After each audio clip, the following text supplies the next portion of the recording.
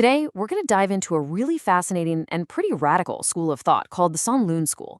These guys challenged the very act of believing in anything. Okay, so let's just jump right in. We all have beliefs, right?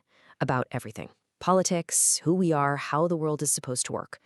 But have you ever stopped to think that maybe the very act of holding on to a belief, any belief, is the thing that's trapping you? That's the huge question these Sanlun masters wanted us to grapple with. And this quote from the 6th century Master Ji Zang just nails it. He says, "If there is attachment, there is bondage." He argued our suffering doesn't really come from the world outside, but from our mental attachment to ideas about it.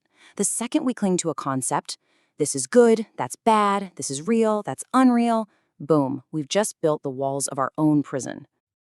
Now, the Sanlun thinkers didn't just see this as some kind of bad habit. They actually framed it as a universal sickness, a kind of cognitive illness that they thought pretty much affects all of us. And it's what leads to all the conflict, the anxiety, and just a fundamental misunderstanding of what reality even is.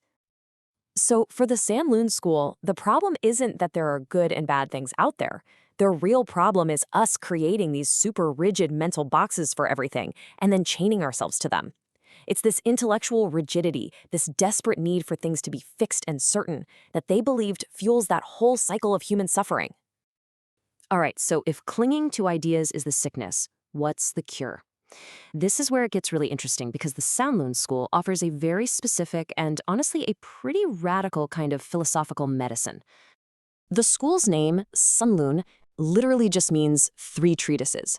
And they took the work of this absolutely brilliant Indian philosopher named Nagarjuna and developed this unique therapeutic method from it. Their goal?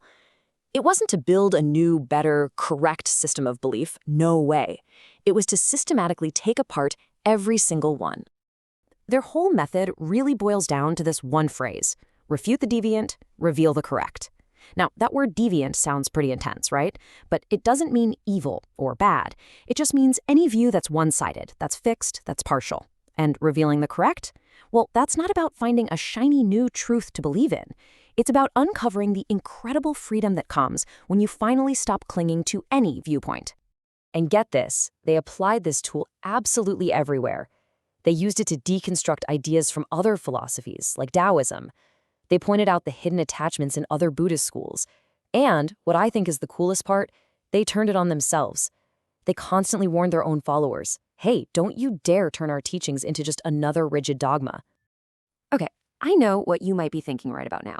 If you're just rejecting everything, doesn't that just mean you believe in nothing? Isn't this just nihilism? Well, the Sanlun masters were way, way ahead of us on that one. And their answer is just incredibly elegant. This is the classic objection, right? If you tell someone their belief in existence is a trap, aren't you just trying to sell them on a belief in non-existence? Are you just trading one prison cell for another? This is where the Sanlun school hits us with this powerful metaphor. Think about it like this. The teaching of non-existence or emptiness, it's not some final truth. It's a specific medicine for a specific sickness. The sickness is clinging to the idea of a fixed existence. The medicine is the concept of is not. And this is summed up so perfectly in their texts. When the sickness is cured, the medicine is discarded. I mean, it's just that simple, isn't it? You don't keep taking antibiotics after you're healthy. That would be crazy. So once that attachment to is gone, the medicine, that whole concept of is not, you just throw it away. See, the goal isn't to believe in nothing. It's to be free from the need to believe in anything fixed. Okay, fair enough. But here's another great question. If the whole point is to get rid of all labels, why are you using labels like deviant and correct? Doesn't that kind of contradict your whole point? And the answer is just so clever. They'd say, these terms are just temporary tools. They're like a ladder you use to get up on a roof. You only call the process of letting go correct when you compare it to the state of clinging, which you call deviant. But once you're on the roof, you don't keep hauling the ladder around with you, right? The label correct has done its job, so you discard it before it becomes a new thing to get attached to. So what does this cured state even look like? I mean, if you're not clinging to any ideas, how do you get through your day? This is where the Sanlun school describes their ultimate goal, a state of just profound intellectual and spiritual freedom. They call this the correct view. But listen, it's not a viewpoint. It's not like a snapshot you take of reality and say, that's it. It's more like an open window. It's this dynamic, fluid way of seeing the world directly without having to filter it through all your old mental boxes. And they break this down into two parts, which I think is really helpful. First, there's substance. That's the deep, gut-level realization that reality itself is way beyond our simple labels. Then there's function. That's how you act based on that realization. For instance, you know the word water isn't actually wet, right? That's substance. But you still use the word water to ask for a drink. That's function. You're using the labels to get by, but with this kind of lightness, knowing they're just tools, not the real thing. A really great way to think about this today is the map and the territory. Most of us were prisoners of our maps, our beliefs, our ideologies. We completely mistake the map for the actual territory. The correct view is when you finally realize the map is just a tool.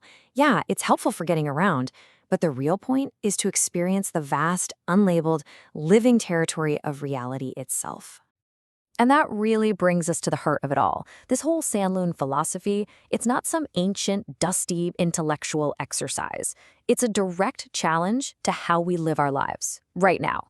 So it leaves us with a really practical and maybe a little provocative question. Think about all the labels you use every day, for yourself, for other people, for the world. Which one of those, if you just held it a little more loosely, what if that's the one that could set you free?